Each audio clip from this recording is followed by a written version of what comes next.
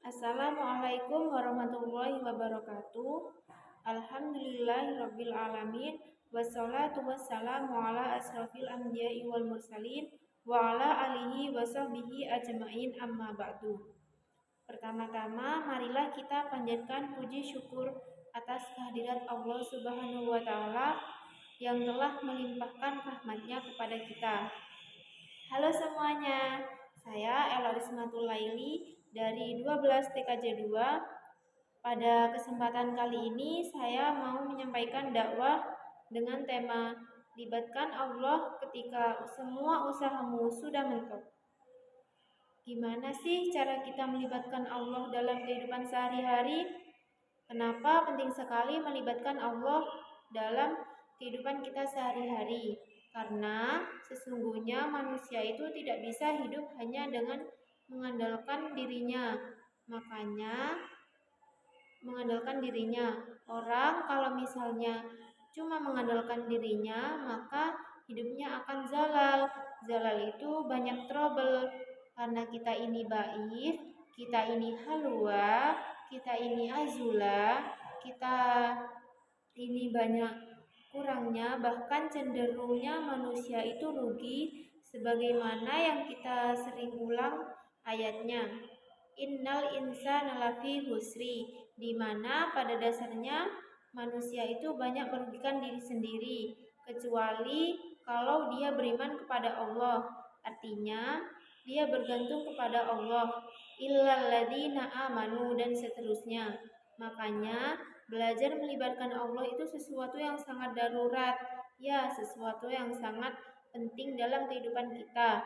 Kalau kita pengen ada keajaiban dalam hidup kita, atau pengen dikasih jalan keluar ketika kita mentok, atau pengen meraih hal-hal yang kita anggap mustahil. Kenapa?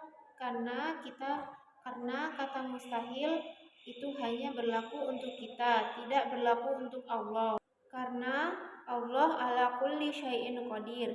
Banyak yang bagi kita itu jauh, tapi bagi Allah itu dekat. Bagi kita itu besar, bagi Allah itu kecil. Bagi kita itu mahal, bagi Allah itu murah. Bagi kita itu tinggi, gak terjangkau, bagi Allah itu rendah dan sangat mudah. Bagi kita sulit, bagi Allah itu mudah. Jadi, kalau kita hidup hanya mengandalkan diri sendiri, kita banyak hal yang akan kita hadapi dengan hanya berkeluh kesah. Tapi kalau kita hidup dengan melibatkan Allah, justru kita akan menjadi orang yang optimis. Lalu, ketika kita dapat masalah, kita sabar. Kalau kita dapat nikmat, kita syukur. Dan itulah hakikat dari kebaikan hidup seseorang, antara sabar dan syukur. Karena keduanya adalah khair, keduanya adalah kebaikan bagi dia. Pada dakwah kali ini, saya akan mencoba untuk berbagi kepada teman-teman semua sebuah hikmah. Hikmah itu kalau dalam bahasa Arab, kata para ulama, artinya al-isobah fil qulu wal amal, baik atau tepat dalam ucapan dan tepat dalam perbuatan. Jadi orang yang hakim, orang yang ahli hikmah itu ucapannya itu tepat, jadi pas gitu. Ucapannya itu mengena, ucapannya itu sesuai kadarnya, tidak berlebihan, tidak juga kurang. Itulah orang yang hikmah atau hakim. Nah, di antara orang-orang yang hikmah itu nanti kita juga mengenal namanya Luqmanul Hakim. Di dalamnya di dalam Al-Qur'an ada suratnya, yaitu surat Luqman.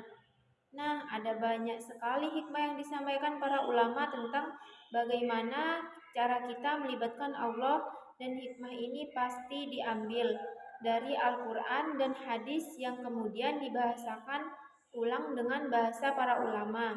Salah satu kitab yang saya suka banget, yang isinya adalah kumpulan-kumpulan hikmah, kumpulan-kumpulan kata-kata yang bijak dan penuh dengan kebaikan.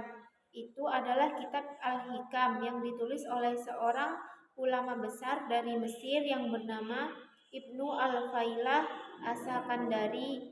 Nah, beliau menulis kitab Hikam yang sangat terkenal. Salah satu di antara hikmah yang luar biasa tentang bagaimana cara melibatkan Allah itu beliau mengatakan min alamatil ihtimad ala amma niksonu roja indal wujudiz zalal. Salah satu di antara tanda-tanda orang terlalu bergantung kepada ikhtiar, bergantung kepada amalnya, bergantung kepada nuksonurnya, bergantung kepada perbuatannya, kepada usahanya, dirinya adalah nuksonur roja, berkurangnya harapan kepada Allah. Kepada Allah indal wujudiz zalal, ketika ada suatu masalah dalam hidupnya. Maksudnya apa? Seringkali kita gini tuh, jadi kayak berani berharap yang baik-baik kepada Allah. Kalau apa yang kita harapkan itu masih logis, jadi kita kayak tahu gitu gimana cara mengikhtiarkan hal itu, kita bagaimana cara mendapatkan hal itu, sehingga kita masih berharap kepada Allah.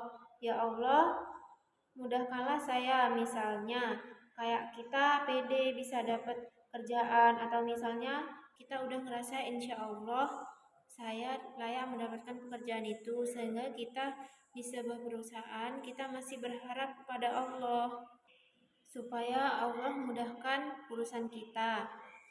Petik mangga dapat 5, cuci dulu supaya bersih. Ceramah saya tidaklah lama, cukup sekian dan terima kasih.